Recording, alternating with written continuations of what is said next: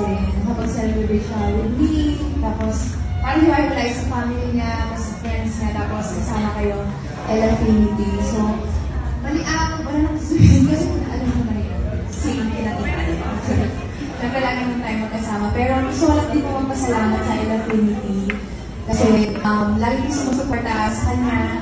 And sana lumaki pa itong community na to at mamigay ng kabutihan sa ating kapwa. Sobrang, ako kasi sa JG Officials din natin may mga charity and sobrang akong nagagalak sa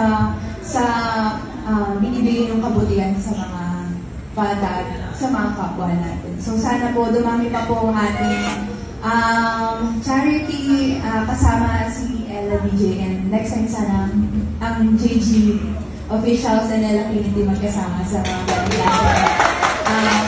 charity. So yun po, huwag din po nasawa sa pagsuporta sa Greenline dahil kami naman binibigay namin araw-araw yung best namin para mapasaya kayo at mabigay namin yung panalo na gusto nyo rin po.